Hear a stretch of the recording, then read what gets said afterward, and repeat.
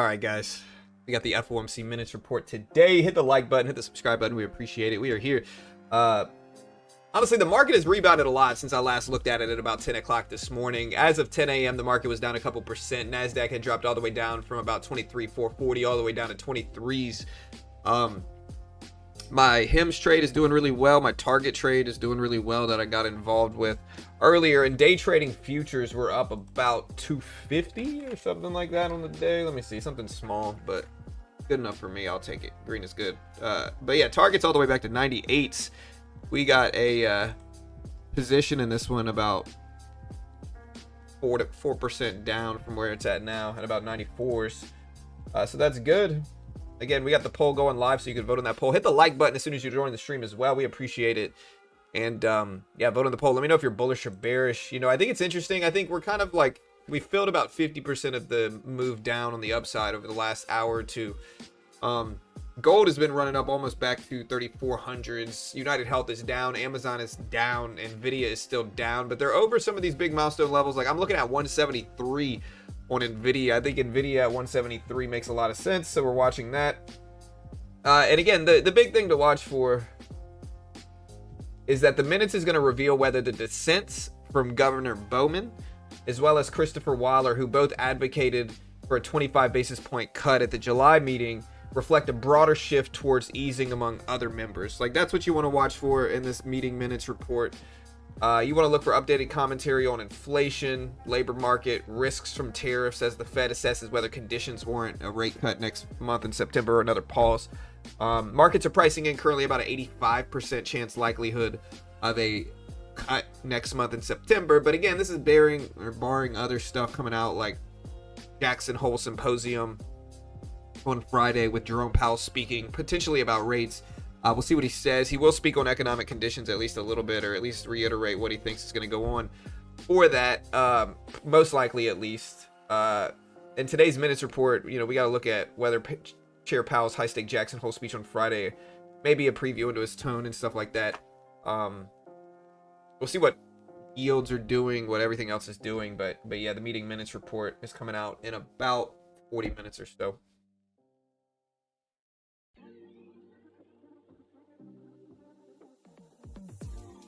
Yeah. Again, vote. 55% are bullish from it. I don't know. I'm kind of bearish. I think that we've rebounded some, but we've also rebounded into the slowest part of the day. Like this could all be the slow part of the day, if that makes sense, right? Like we drop so big and then we bounce it back like this. But this is the slow part of the day. And so I think we could have a trend continuation back down to the downside, and power hour is kind of my bias today. I don't know if that's going to happen. I'm just straight up guessing, speculating here. But again, my guess is that maybe we're going to have a move back down to the downside towards the end of the day when liquidity and volume starts to pick up, you know, somewhat, if that makes sense. That's what I'm looking at now.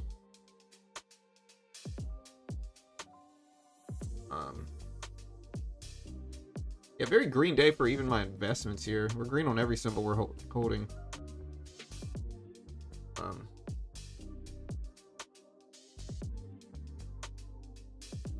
see. I called what? Yeah, gold's popping back up on uncertainty.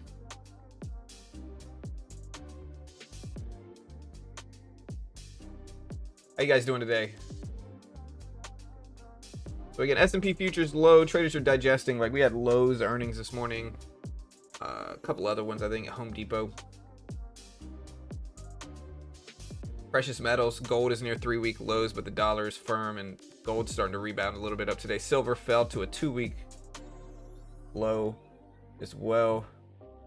The big thing is like within the Fed, there's a bunch of disagreements regarding the path towards rates, right? Like that's the big thing you want to understand is that we had two dissenters the last FOMC meeting, meaning they wanted rate cuts. In that regard, you know, we might see some influx of inflation to consumers, and CPI or PCE at the end of this month is incredibly important because that's what the Fed looks at to gauge inflation. So we'll see what the market does here.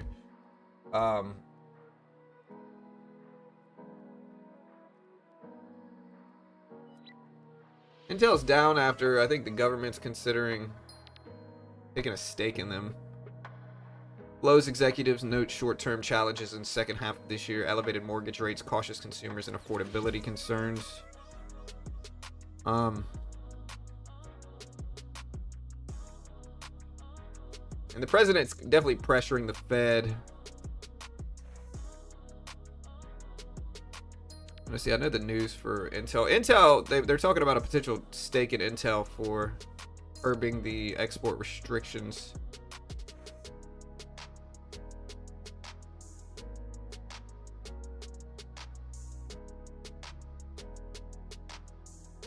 I like crypto long term, short term. It can always be risky, of course. You never know what crypto is gonna do short term. You know, prior to this latest bull run in like Bitcoin, as an example, you know, prior to this latest big bull run that we've seen, Bitcoin dropped all the way down to, in 2023, Bitcoin was under 20,000. No. And that's after it got all the way up to like 65, 70,000. So this is a very large percentage drop.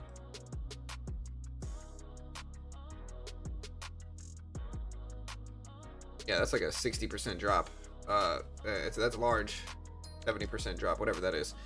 It's a very large drop. And then it's just been on a huge bull run since. But eventually this is going to end, this bull run, and we're going to maybe see another big pullback and then maybe another big run like this. Is my guess. Long term. Short term, again, you never know. There's a lot of variance with it. But what do you guys think the market does today? Let me know in chat right now. Do you think the market rebounds towards the end of the day today and continues pushing back up and maybe like fills some of this gap on the downside to the upside?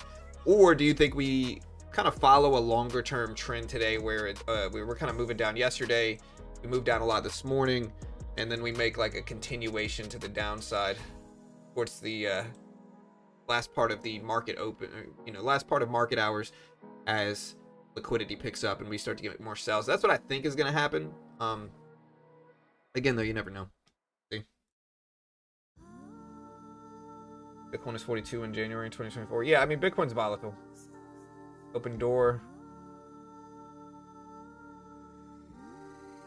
And again, this is important because, again, just to put some stuff out there, right? Over the last 5 years, we've had a lot of volatility and stuff with the Federal Reserve. 2020 was kind of a crazy disaster of a year in most people's minds. And in order for the Fed to keep us from entering like a deep recession or depression, they brought interest rates down to almost zero. They did economic stimulus, like stimulus checks, as well as like quantitative easing, money printing, injecting liquidity into it. The consequence of all this stuff is that interest rates tend to drop quickly, but with QE, especially like stimulus checks and QE, the real consequence is inflation afterwards, right? The catch is inflation. And so by 2022, inflation spiked. I tell this story every day, but it's important to understand the history of what's going on right now. By 2022, inflation spiked. The Fed then gets restrictive. They raise rates like 450 basis points, and then they pause them up until last year. And they're trying to restrict and push down the economy and the labor market a little bit by maintaining high interest rate environment to kind of curb inflation. And now we cut rates 3 times last year.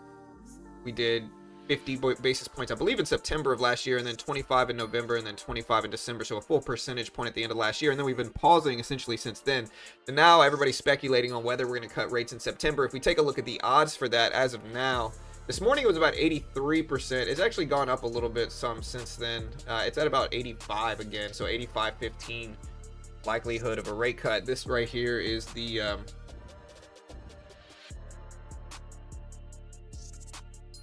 cut probability at 85%, 84.8%, and this is the pause probability. This would be a 25 basis point cut, and these are mostly reacting to yields.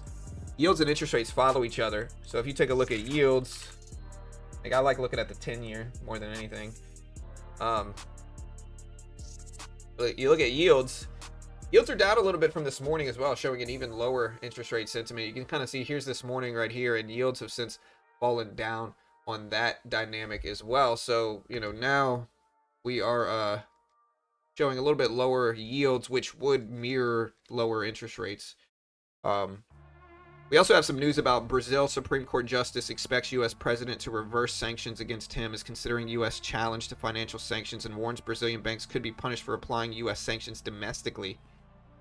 So we got that going on. Intel is reportedly in discussions to raise equity in Fusion at a discount. So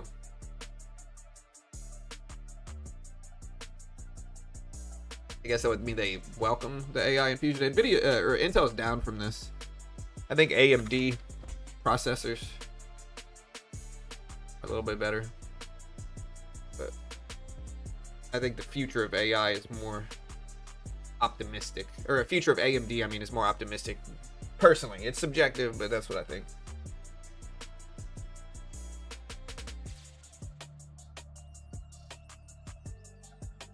A mohawk?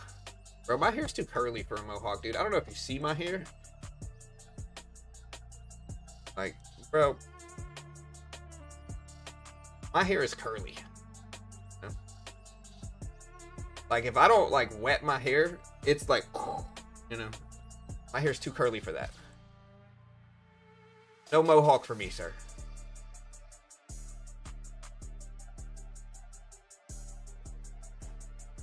Yeah. CPU.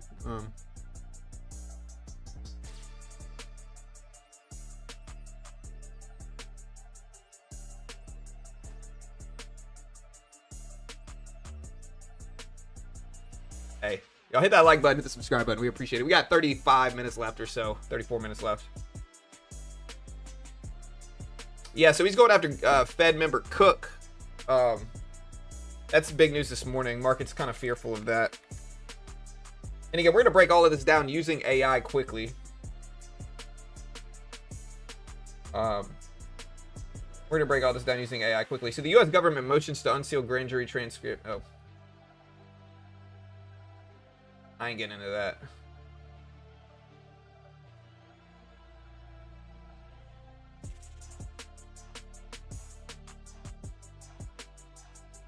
So 18 counterparties took about $35 billion at the Fed reverse repo operation. We had the U.S. 20-year bond auction, high yield at 4.876%.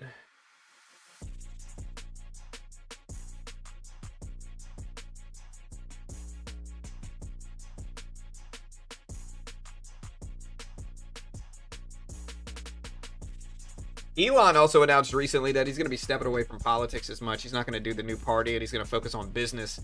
I think most people that like Tesla, that like Elon's companies, but not necessarily like his involvement in politics, everybody's been yelling that at him for a while. You know, if you get too outspoken on either side of the political spectrum, it's going to affect sales. It's just natural consequences of things. I've been saying this for years, and I think a lot of people that hold Tesla are pretty happy about that.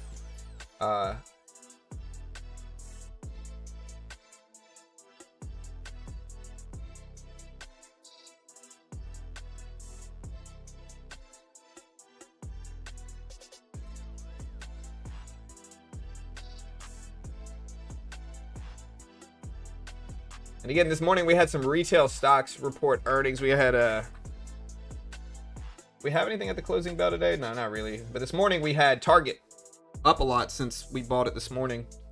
TJ Maxx, Estee Lauder, Baidu, DIM, Analog Devices, Lowe's, missed EPS or beat EPS, missed revenue. Here's the SPY right here.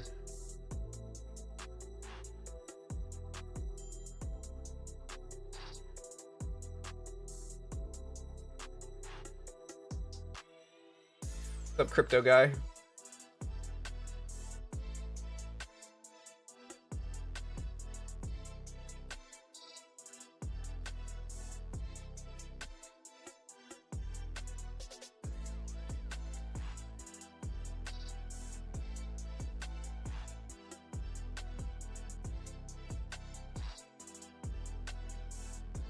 How's Cardano doing, man? I know it was big and hyped up a few years ago. What's the trend been like on Cardano for the last few years? Hey, what's up, Aero? Walmart and Zoom tomorrow? Yeah. Oh, yeah, I got you. Let me put the timer up here. My bad. All right. We got 30 minutes. 29 and a half minutes.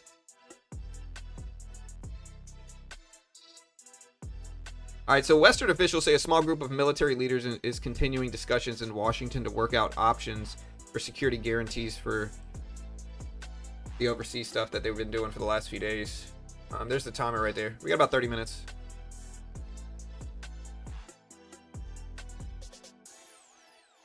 FOMC Minutes drops at 2 p.m. Eastern Standard Time. 2 p.m. So it is 1:30 p.m. Eastern Standard Time. We got about 28 and a half minutes left.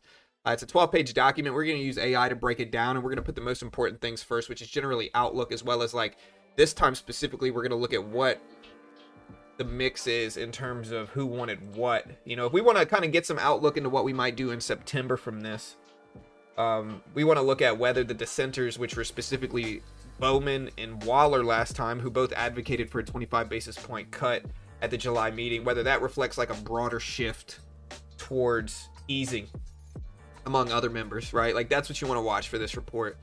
And that's going to maybe dictate. Powell was really hawkish, really restrictive. If you guys remember the last Fed meeting, I thought Powell would be dovish. I thought he would pause, which was a hawkish thing, and then be dovish in tone. He was pausing and hawkish in tone. So he did the opposite of what I expected there. 28-page doc. Yeah, it's long. Sorry. Why is my mic not loud enough? I can turn it up. Should I turn my mic up a little bit? I can. I'm kind of yelling into it now. Here, I got you.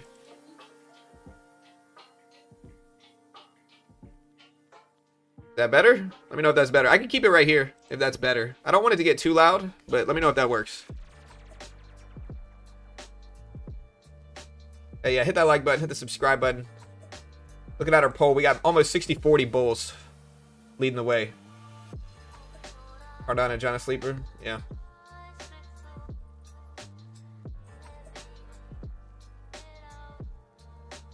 Okay. All right. Yeah, we turned it up a little bit. Let me know if it needs to go up or down. All good. Honestly, my target position's doing really well.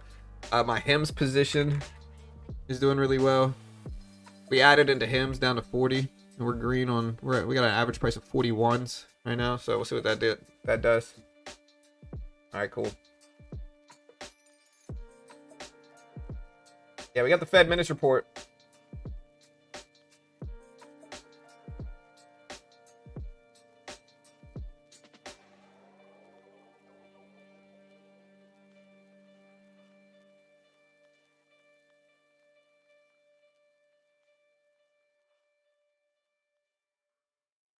You love to see it.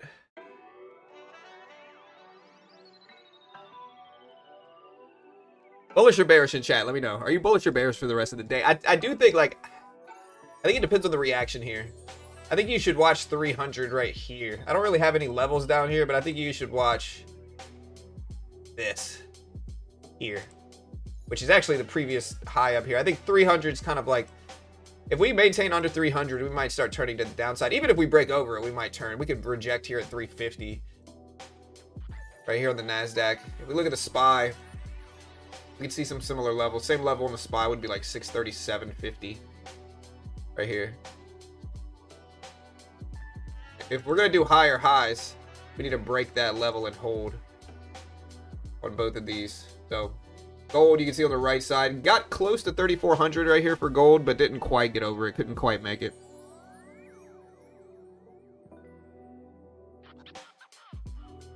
Yeah, I bought HIMS after the big drops, mostly. Like, when I buy up stocks, I'm not trying to buy hyper extended popular things. I'm trying to buy them when they dip. I usually wait until earnings come out. Earnings come out, people get emotional, they sell it off. I buy it up at the bottom and wait a few days and then take maybe half of it off, maybe more, and then I let the rest sit longer term with virtually no risk doing so. I think that makes a lot of sense to do it. Only on what I consider healthy companies. And HIMS is kind of ambiguous in terms of health. Their PE ratio is high, but their average PE ratio of the last 10 years is pretty freaking high regardless, right? So they're actually outperforming. I think their PE ratio is 50, but they're outperforming their 10-year average, which I think is up to like 80 or something.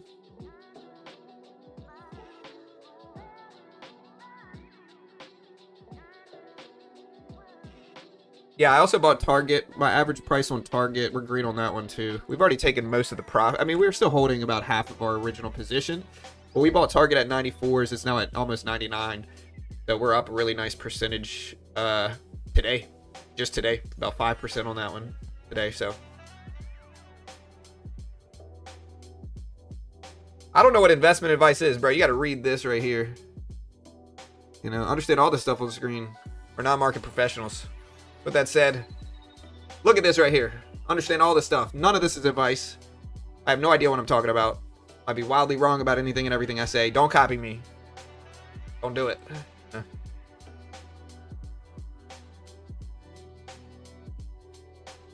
The question is, does one follow the trend of a dip in September? Is that because we all expect that maybe we don't dip at the rally? Yeah. Maybe.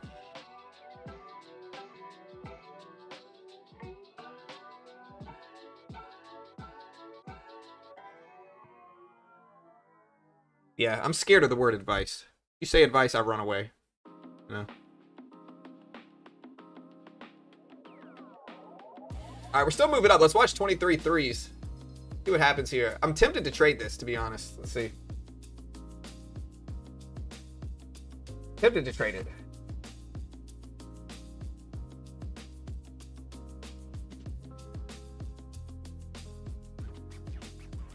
This dips down, I'm gonna get mad. I'm not gonna be mad. Be disappointed. It's like your dad says. I'm not mad, I'm just disappointed. If I miss this and it ends up dropping down, I'll be disappointed. What's your opinion on gold? I like gold long term. Gold's very valuable long term. Appreciates. Good hedge. Can go up when fears are everywhere else and a risk off sentiment is there. It can do really well. But it's also up on like a 10-year uptrend. And so eventually it's got to turn back around. You know, I mean, it doesn't have to, but it's up a lot. It's not my favorite time to buy it just because of like, I like gold. And again, I think dollar cost averaging is probably the play regardless of anything I'm about to say. But gold has been uptrending since 2016. It's on a 9-year uptrend. 2017, actually. Here's 2017 here. Gold has just been on a big bull run. So I would prefer to DCA on a pullback.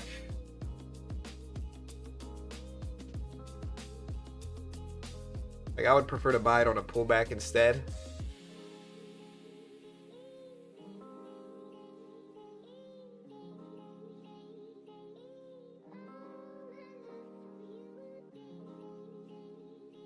The panic today was probably a mix of like the government getting too involved in suppressing microchips, along with fears regarding the Jackson Hole Symposium. I think a lot of people look at it in a logical way like this, which is that they understand that Jerome Powell last time was incredibly hawkish. And even though we've seen massive labor report revisions, and big firms like Goldman Sachs are actually expecting we're going to get even larger revisions in the first couple weeks of September. I think most people are logically looking at it like Powell was hawkish, he's restrictive, he doesn't want to commit. And so with Jackson Hole Symposium coming out the day after tomorrow, I think a lot of people are putting two and two together and saying, hey, Jerome Powell might not pivot to a dovish stance just because of these labor revisions. And especially when you take a look at a deeper level to things like the PPI inflation report that we got last week, which is incredibly large. We saw an incredibly large increase to PPI inflation at 0.9% month over month for both core and regular. And year over year data was disastrous as well, right? So I think a lot of people are putting two and two together like, okay, Jerome Powell, he was data dependent before, and now we've got even worse inflation data, right? So I think a lot of people are kind of edging away from Jerome Powell pivoting to a cut mentality, if that makes sense. And I think that is what some of this downward pressure we're getting baked into the market, along with a lot of other stuff. There's a lot of other stuff going on in markets right now. The president's doing a bunch of stuff. You know, again, the current administration is getting involved with chip companies and almost putting like tariffs on chip companies and, you know, trying to do deals to ease the license restrictions by taking equity in the companies and doing all this different stuff. And so a lot of people are seeing that as kind of suppression in microchips. And I think we're starting to see just broad reactions. I mean, we've been breaking highs for months now. And so pullbacks are normal. They're to be expected here.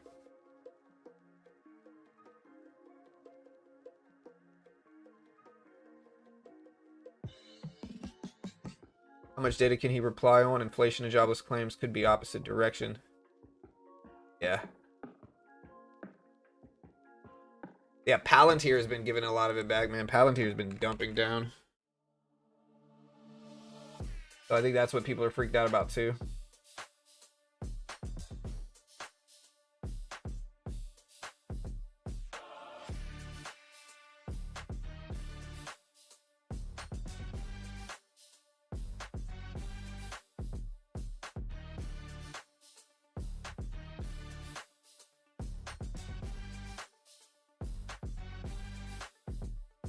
All right, chat. We got the FOMC Minutes report in 20 minutes. 20 minutes. Let's see what we get. Honestly, I'm ready for it. I'm ready for it. We'll see. Again, we're going to break it all down using AI. We're going to interpret it using AI and see what it says. Again, hit the like button, hit the subscribe button. We appreciate it. Thanks so much. I mean, Palantir's honestly rebounded a lot, actually. And it was breaking down a lot this morning. I mean, Palantir's still been on a pretty downward trend since 190s. It's at 150. It's a very large percentage. That's almost a 25% pullback, right? 20% or whatever. And so it's not a small dip, to put it into perspective. It's not small.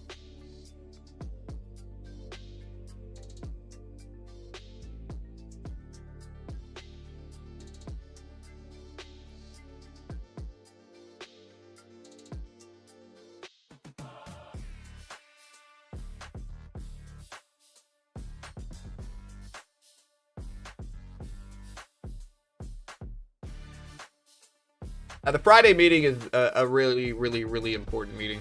We got 18 minutes left. We'll see what this is. But the Friday meeting, again, everybody's going to be hyper-focusing on what Jerome Powell says, right? The Friday meeting is incredibly important. They're going to hyper-focus on what... This happens every year. The Jackson Hole Symposium happens every single year. It's going to be at 10 a.m. on Friday. But people are going to hyper-focus because this is the first time we're hearing from Powell. We've had big labor report revisions showing massive labor report weakness in May and June, much weaker than expected labor report. And then the president's coming out saying, hey, like, we need to cut rates. And then we had super high PPI inflation, so kind of contradictory information. And so with that contradictory information, people don't know whether the Federal Reserve is going to be pivoting to like a dovish stance or maintain the restrictive stance. And so they are in turn looking at Powell. They're saying, Powell, what do you think? And I don't know. Yeah, I really don't know.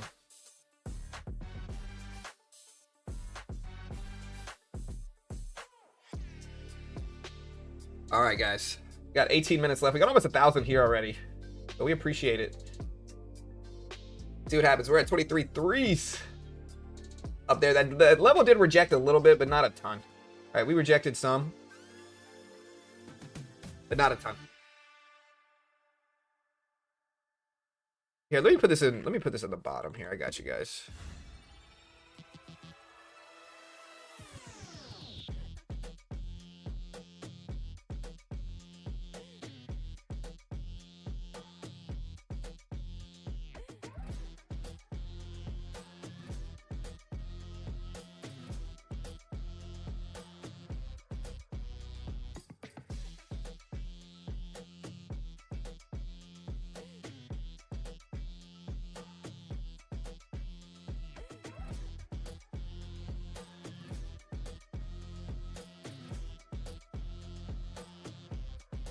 All right, so we got this document at the bottom.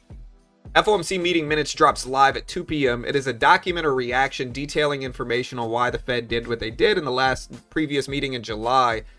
We also might get clues for future outlook, and that's what people are going to be weighted on today is the clues on future outlook, right? So that's what people are going to be weighted on.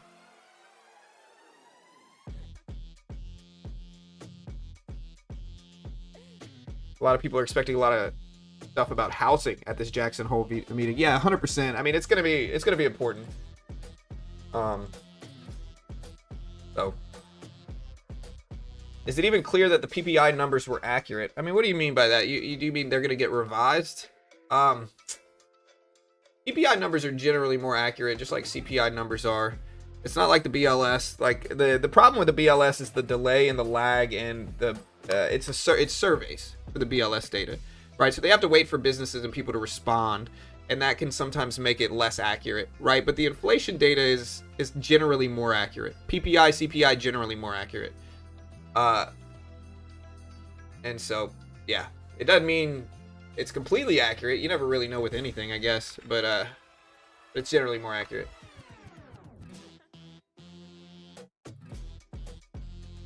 Jackson Hole is an economic symposium that happens once a year where economists, monetary policy members, and others, meet together to discuss economic policy.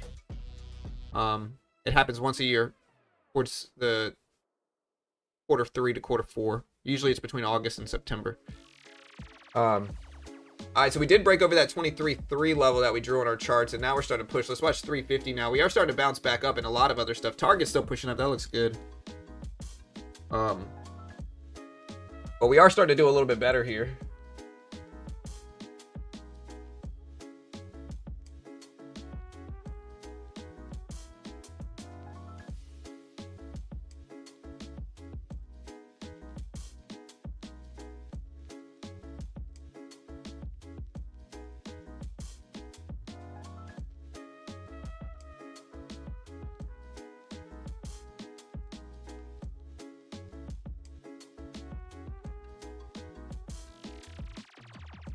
All right, so yeah, you can come watch to see what's going on in the FOMC. The big thing, again, I've said this a bunch, is that we had some dissenters this last meeting. It was Bowman and Waller. They dissented. What we're going to look for in this meeting specifically today as we break all of this down is whether we have other potential pushes for cuts by other members.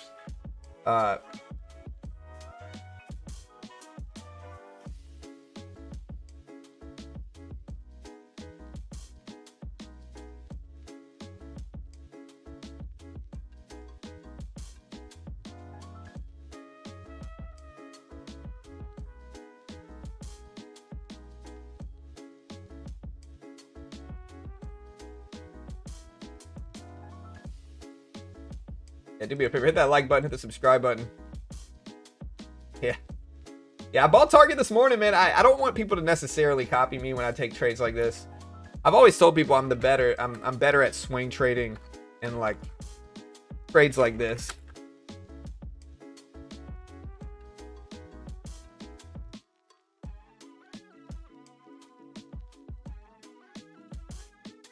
Actually, this.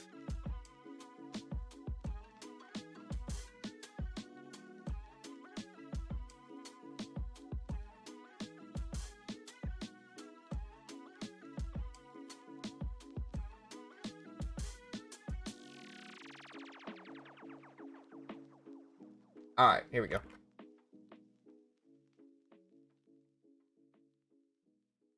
The FOMC Minutes reports in about 11 minutes, give or take.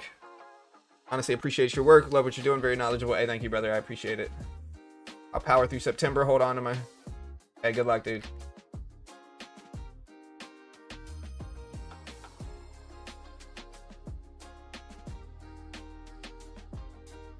Oh, is my timer gone? I'm sorry. Here, I got you. There it is. We got about 11 minutes left, a little bit over 11 minutes. Microsoft's rebounding back up. It looks like I sold my United Health position at the right time. Yeah, we got a timer. It's right there. Not a meeting. It's a preview / recap reaction to the previous one.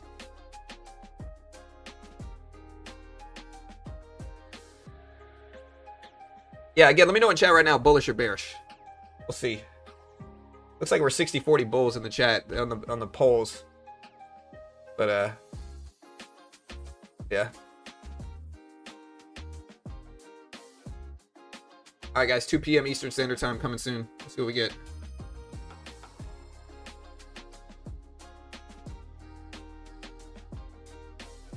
Again, I'll tell you what the most important thing to talk about. We got about 10 minutes left. All right.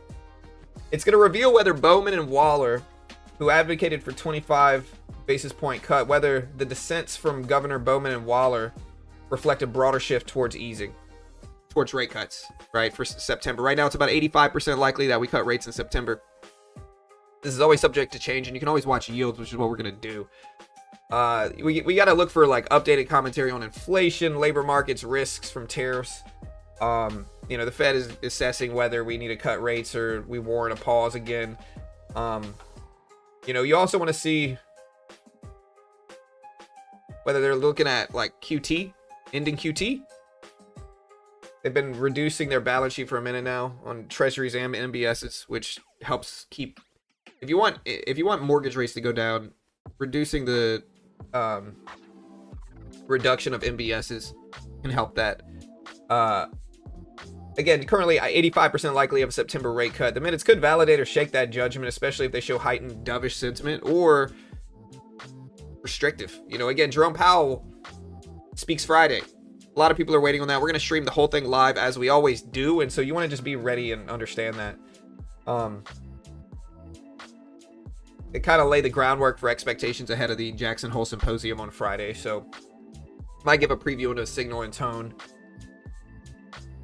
A lot of people are expecting we get some reaction to treasuries, currencies, commodities, equities, depending on whether the minutes is more hawkish, dovish, or mixed.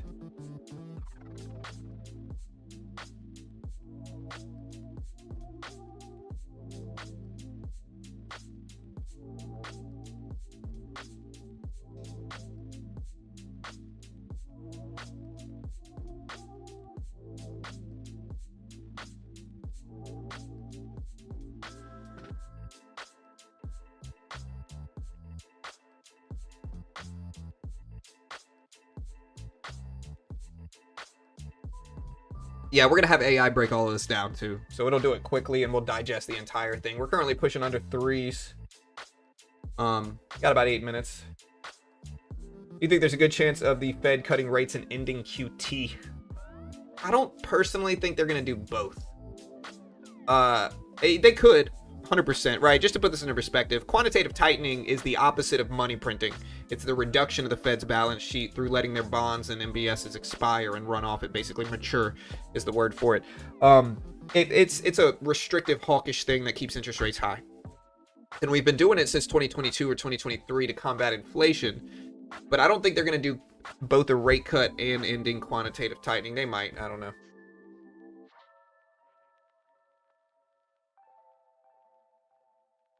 They could. It would be more dovish than I'm sure Powell would like. No, but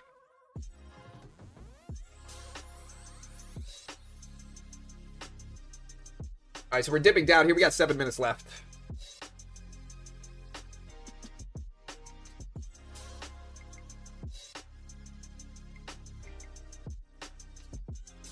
Yeah, so I think QT still ongoing, will maybe continue through the rest of this year.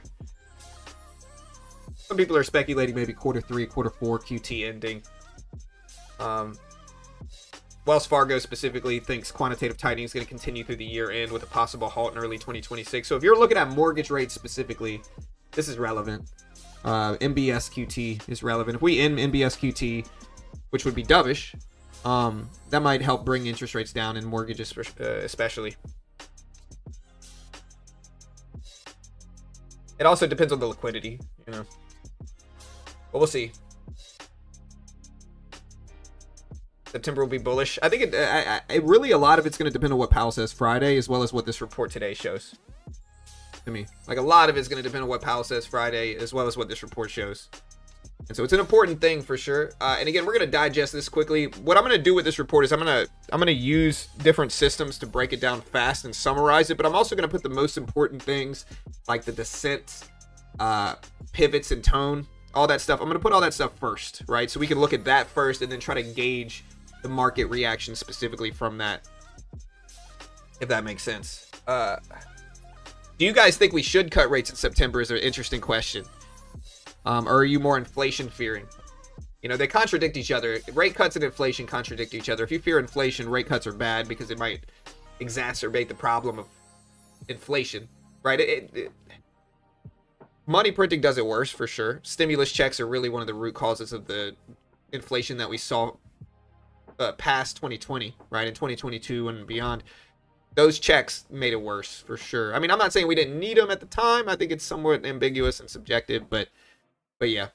And so I certainly don't think we should do QE anytime soon based off of the inflation data that we're showing that might creep into consumer prices as well. PPI inflation showed was bad. Like, it was really bad. It showed incredibly risky, you know, stuff here. Like, if you look at this We cover this. You can give me a follow at beginner trades on x.com. But we covered this.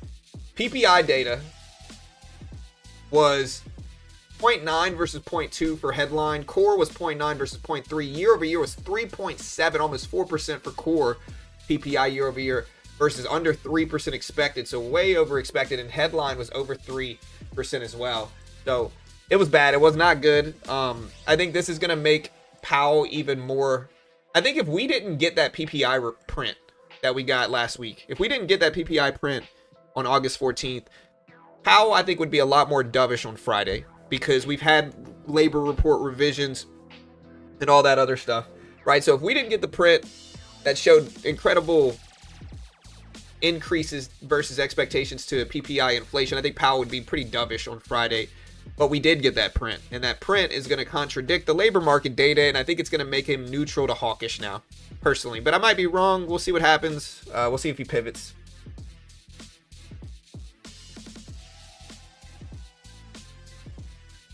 Well, crypto wants QE for sure because that's going to stimulate it, make people afford more crypto. Make more businesses invest in crypto because they're going to have more money because they're going to have cheaper leverage. I get it. I'm not necessarily against it either. In the end, you got to hedge against inflation regardless of what happens. All right, so NASDAQ is starting to pull back a little bit. We're still rejecting under that 23.3 level. We got about 3.5 minutes, a little bit less than that now. We got about 2,000 people here, so if you haven't already, again, hit the subscribe button, hit the notification bell. We are going to break all of this down first.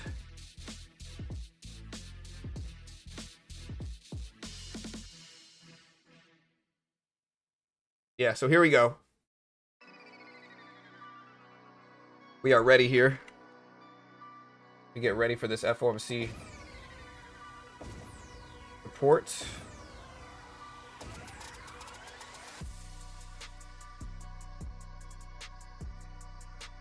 What was the date of the last Fed meeting?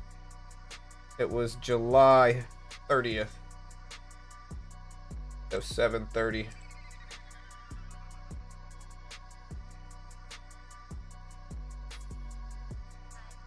All right, guys, we got 2 minutes left, 2.5 minutes.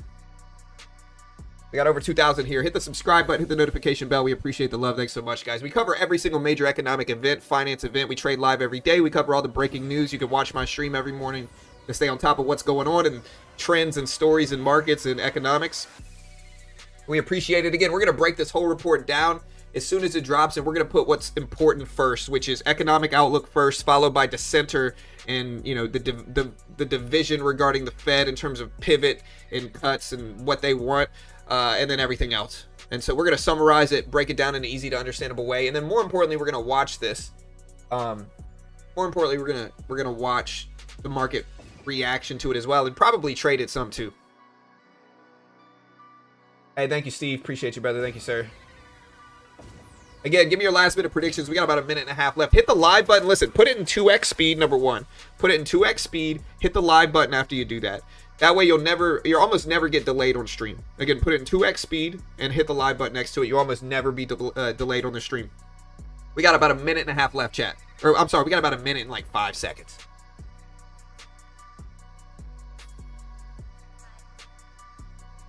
Bear. Buy gold.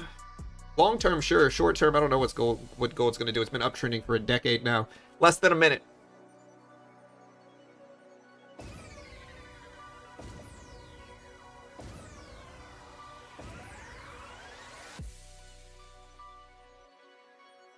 Yeah, 100% merit. I agree. All right, there's my timer. We still got 40 seconds left. My timer's actually a little bit early here.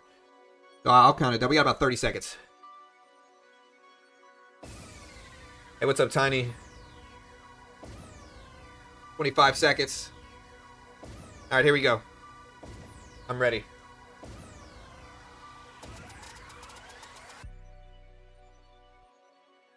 Here we go. 15 seconds. Hit the live button, chat.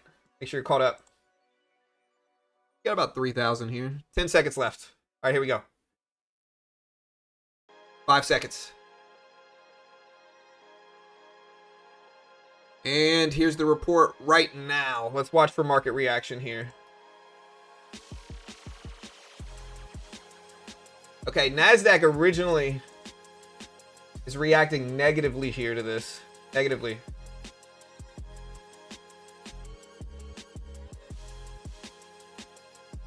Still waiting for them to update it.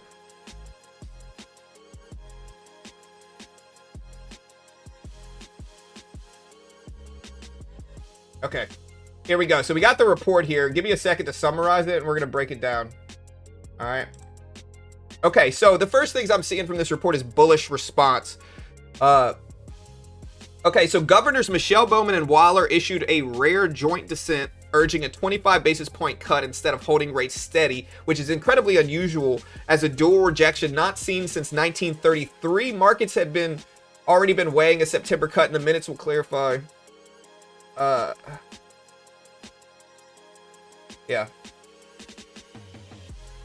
The minutes. Hold on. Let me post this. So again, both Bowman and dissented. Hold on. This is small. Let me see. Oh, here it is.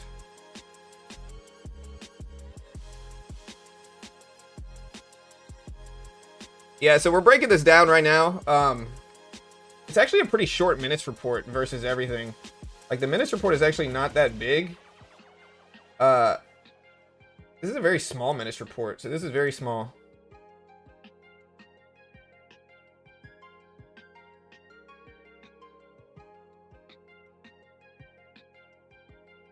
Again, Fed had rates 25 basis point cut, excluding tariff inflation. Inflation is close to 2%, according to Bowman and Waller. Growth in consumer spending are slowing. Labor market dynamism is fading. This was a rare joint dissent, growing division inside the Fed. Headline PCE inflation 2.5, core was 2.7 as of June, so disinflation progress has stalled. They're worried about inflation. Tariffs are now visually pushing up goods inflation, though service inflation is easing. They now see considerable uncertainty in how fast tariffs filter into consumer prices and how persistent the effects will be. Some officials think tariffs could be a one-time price shock. Others warn of sticky inflation.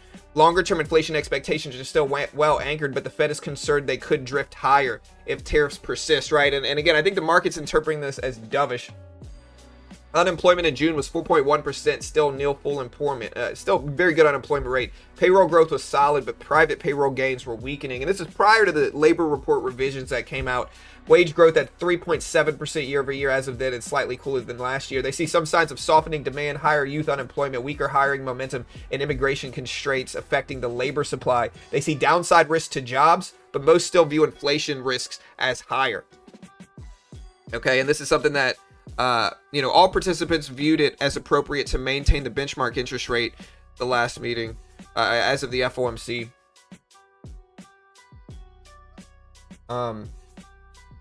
GDP tepid growth in the first half of 2025, quarter two rebound after the quarter one contraction. Consumption is slowing, residential investment is falling, housing demand is weakening in terms of housing. You see the NASDAQ react negatively to this report, showing a more hawkish Fed. And I think this is making everything kind of react to it. Net exports boosted quarter two after a drag in quarter one. Foreign growth was slowing from a Canada contraction, and China held steady.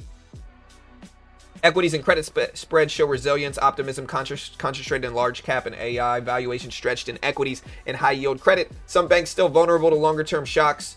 Stablecoins flagged as growing systemic issues post Genius Act, both an efficiency boost and a financial stability risk. In terms of forward guidance, almost all members support staying patient but ready to adjust quickly. If tariffs cause persistent inflation, they think we're going to keep policy restrictive. And so this is a very data-dependent reaction by the Federal Reserve. If labor weakens and inflation eases, the move to less restrictive stance. Balance sheet runoff continues smoothly, but the Fed is watching reserves decline in repo markets. And so this is where they're talking about quantitative tightening.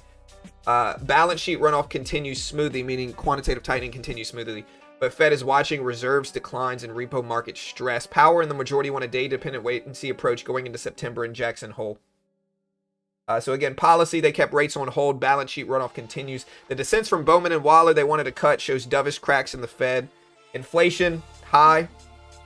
Jobs still strong, but they see some weakness in private payrolls and youth employment. And growth, and the biggest weakness from this report, I think, is housing. Housing shows they're very bearish on housing. They see tepid housing, weak, and businesses are cautious because of that. Upside risk to inflation and downside jobs risk. So a lot of people are going to say stagflation in this report. Again, the markets are watching for Jerome Powell's stance at Jackson Hole. And again, we'll detail this a little bit more here. This is a very short FOMC Minutes report. Like, look at this. This thing's pretty freaking small, bro.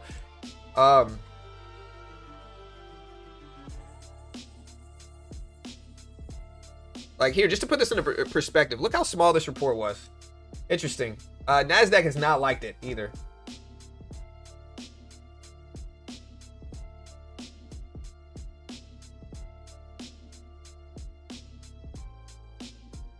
Yeah, this is minutes of the July 30th meeting. Markets are so far down. Again, I'll reiterate a lot of this stuff here. I mean, we got 4,000 watchers right now. I appreciate it. I'm going to break this all down again for everybody here. NASDAQ is not reacting favorably to this report. It shows a much more hawkish stance by a lot of the Fed members outside of, Bowman and Waller. And so again, two dissents, Bowman and Waller, they wanted 25 cut, but the argument was that it excludes excluding tariff effects. Inflation is almost 2%, which is good, but I don't think you can exclude.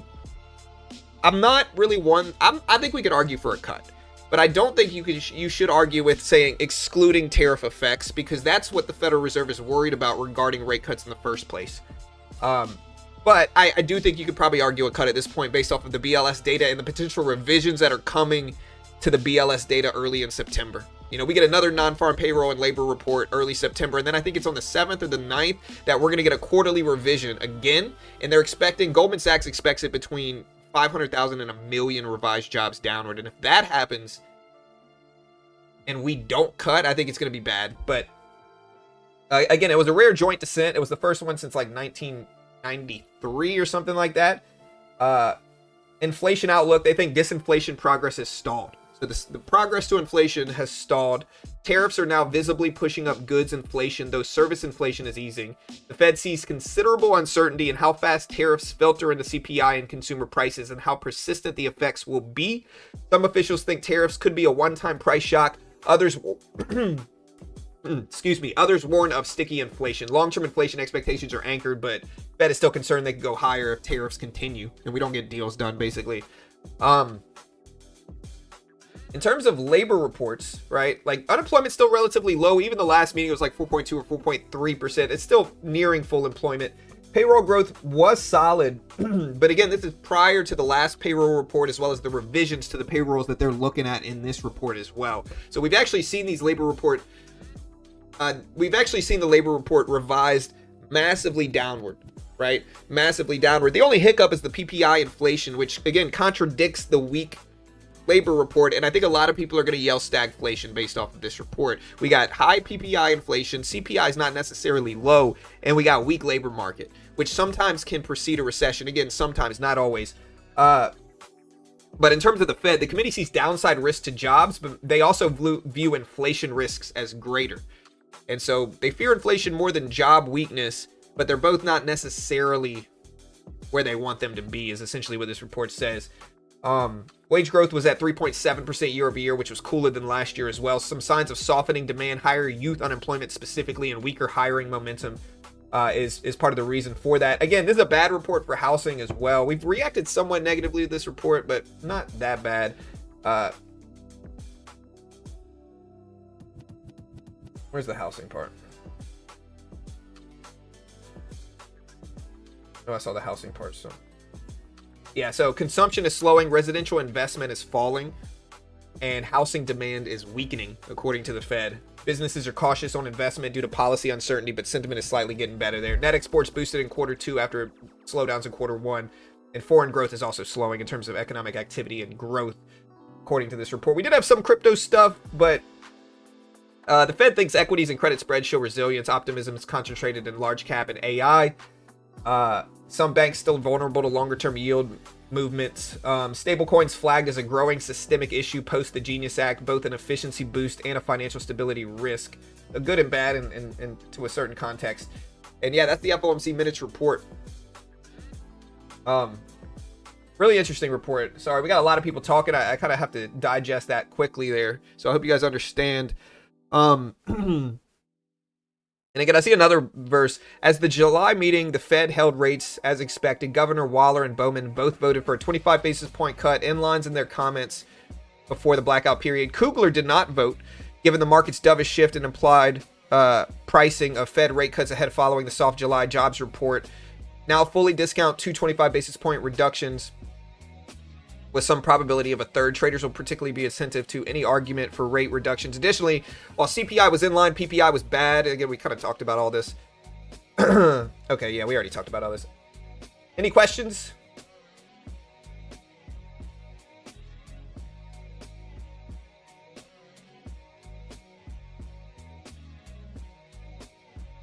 I'm going to put kind of a cheat sheet.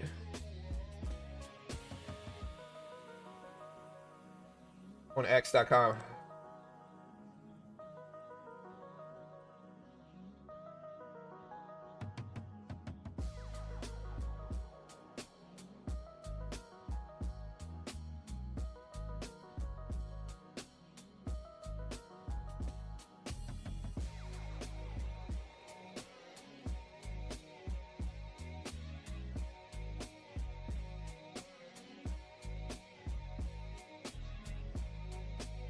All right, so we just posted that. You can give me a follow at Beginner Trades on X.com at Beginner Trades. Also, guys, check out my sponsor.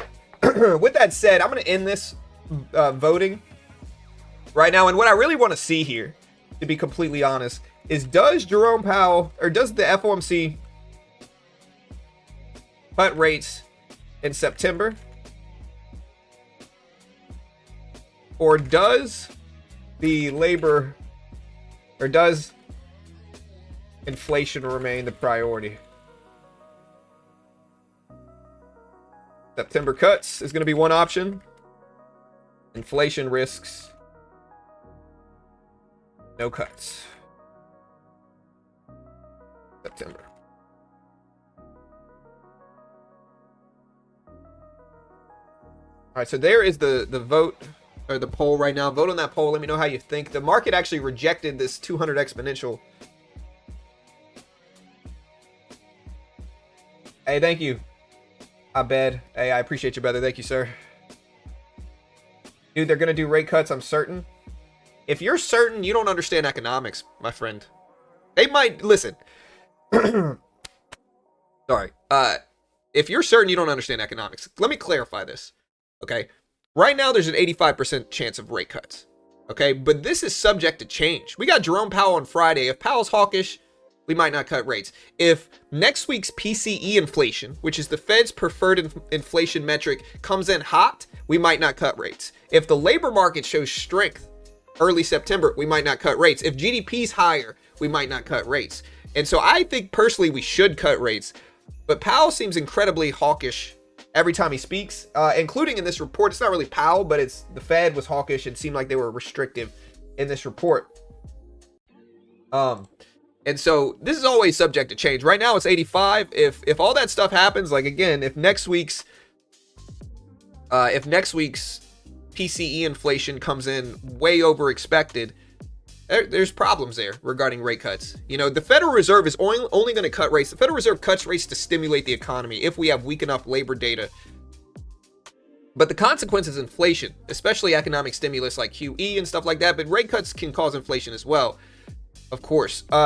And so the Federal Reserve is only going to be hyper willing to cut rates if we have justifiable labor market weakness or trends showing future labor market weakness, as well as price stability. Like we need prices to be reasonable. And the logic of it is that if prices are high, inflation, or if prices are high and inflation's bad, rate cuts might make it worse.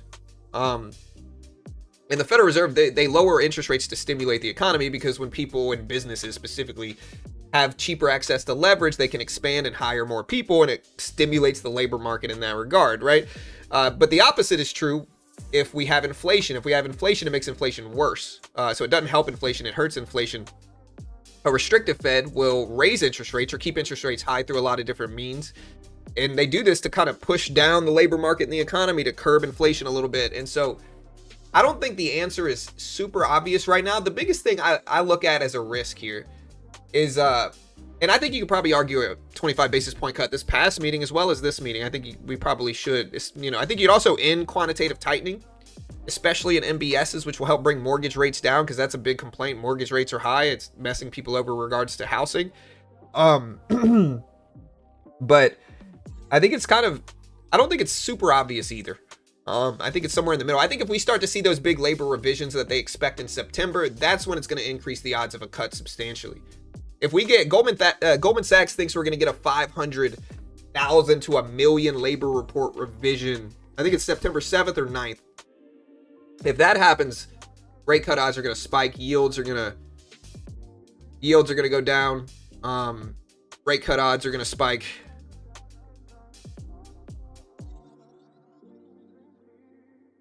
I'm already out of UNH, bro. I already made a bunch of money. I cut it yesterday at 300 and something. I bought UNH at like 240s like a couple weeks ago. The whole chat remembers me buying this. It was at like 240s like a week or two ago. I'm not telling you to buy anything. I have no idea what you should do. Also, guys, check out my sponsor. Check out Top Step. Beautiful way to help support the channel. There's no PDT rule in futures, so you can day trade. If you want to learn to day trade, do not fund your own account tens of thousands of dollars. You'll probably just lose it. Most day traders lose. Doesn't matter what course you take, who your mentor is, who you follow. Most day traders are going to lose. And so why risk funding your own account? It makes absolutely no sense. People criticize different companies, but like, why do that? Instead, Top Step will give you a demo account for $50 a month. You get a 50K demo account. If you can make 3K in profit without losing 2K and just taking this challenge, build your skill. But if you pass it, they fund you 50K with a 90% split at like a $2,000 drawdown.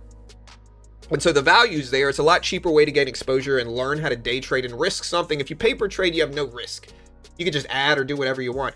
There's some risk here, so it teaches you how to trade with risk, but it's certainly less risk, most of the time at least, than funding your own account tens of thousands of dollars and losing that. And they pay out millions, fund thousands. Top Step X has zero commission, no PDT rule in futures.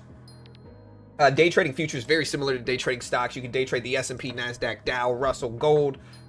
Very similar. And again, I'll put this link up. Great way to help support the channel. They pay me money, so I'm top 3 most biased ever because I get paid by them. And so, of course, I'm going to be biased. But if you want to check it out, understand all this stuff on screen. I don't even claim to be a good trader. We just kind of cover market news live every day, cover economic news, kind of break it down in a simple way. There it is pinned at the top of the chat. But understand all this stuff on screen. I can't guarantee anything. I might have no idea what I'm talking about. Might be wildly wrong about anything and everything I say. And I'm sure some people here might agree with that. Just know I'm not very partisan. I'm not very political. I don't care about any of that stuff. Like, I'm very neutral. I think you probably argue a rate cut, to be honest, based off of the labor data. They're supposed to be proactive, so we're supposed to avoid labor weakness. So...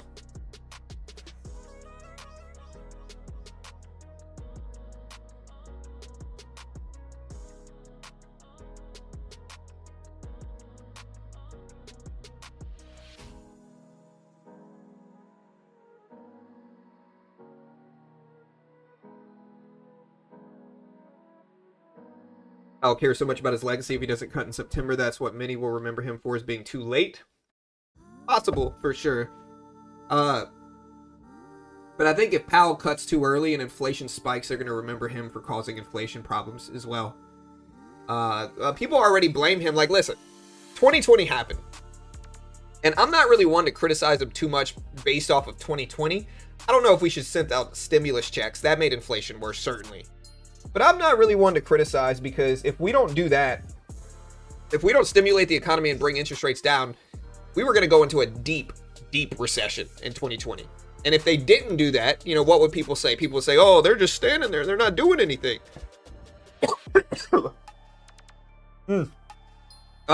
Excuse me.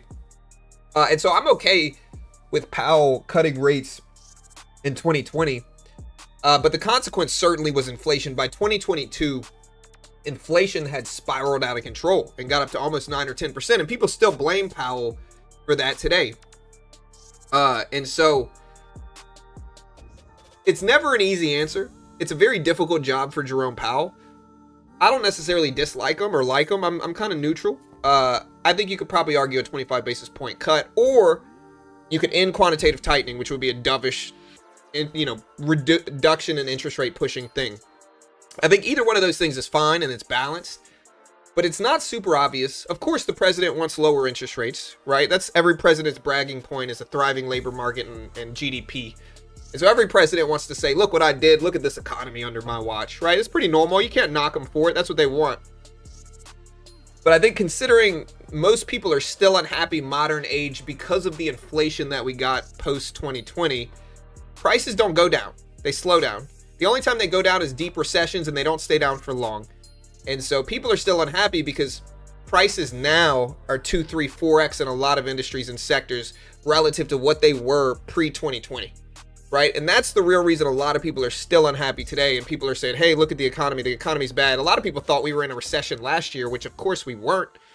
But, you know, the inflation has skewed people's perception of it so bad because they're paying so high of prices now relative to what they used to pay that they don't understand, and they, you know, they're struggling, of course, right? So it's super nuanced, but I think you probably argue a cut at this point in time. We've been restrictive for years now. Interest rates are relatively high still, and I think we're starting to see signs of labor market slowdown. And PPI inflation, it's probably from the tariffs. If we get some deals done and tariff, you know, worries ease, at least maybe it's confirmation bias. At least that's what I'm hoping happens. But who knows? But with that said, again, purely subjective opinion here. I think Jerome Powell is going to be data dependent / hawkish on Friday during Jackson Hole. And you'll be able to watch it all right here. So hit the subscribe button, hit the notification bell. We appreciate it. You'll be able to watch it all live right here. Right, we're going to stream the entire Jackson Hole Symposium. We're going to cover the whole market news leading up to it. All that good stuff. Subscribe, hit the notification bell. Will the housing market be better eventually when rates start getting cut? Housing market mostly reflects yields. So Casey, so if you want to know, like, you want yields to decrease if you want housing to go down, you know, there's a lot of stuff that might help that. Ending QT would probably help it.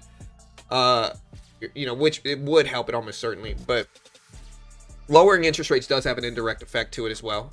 But there's a lag. But yes, it could.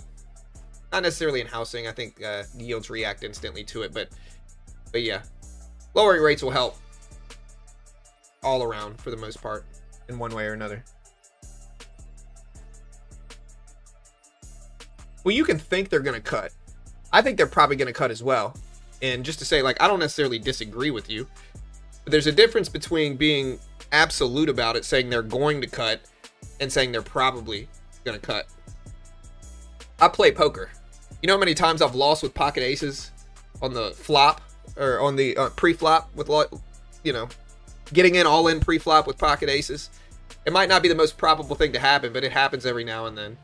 And so I think we'll probably cut.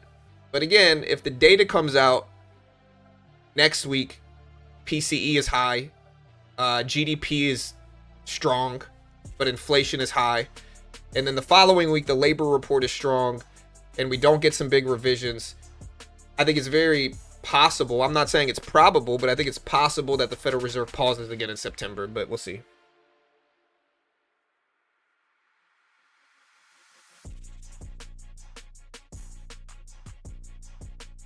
I think it depends on the data that comes out over the next week and a half to 2 weeks, especially we want to listen to the tone of Jerome Powell the day after tomorrow.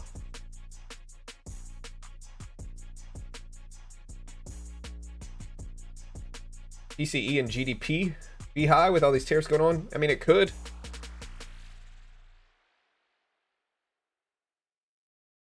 I like gold generally. All right, guys, I'm going to get out of here. I appreciate the love. Thanks so much. Hopefully we broke it down. Again, just to reiterate all the stuff on the FOMC Minutes report. That rates are on hold as of now. Balance sheet runoff with quantitative tightening continues. Bowman and Waller dissented, wanted a cut. So some dovish cracks in the Fed. Inflation prior to the still meeting was neutral. It's since increased, especially with PCE inflation. Jobs were still strong, but softening in private payrolls, youth employment.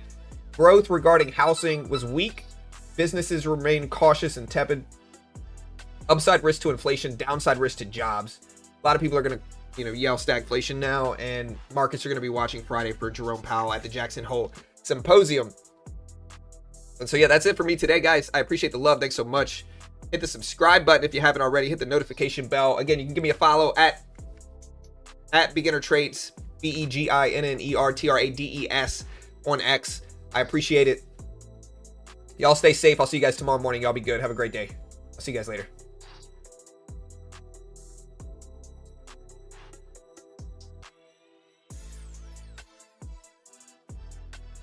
Nasdaq's mostly flat right now. It's at 23,210. It hasn't really moved. It's actually down relative to when the report came out, I think. Actually, yeah, it's down. It's Nasdaq's reacted negatively to this report, showing probably because it's a little bit more hawkish than expected. But yeah, I'm out of here. Hey, y'all be good. Have a great day. Y'all be safe.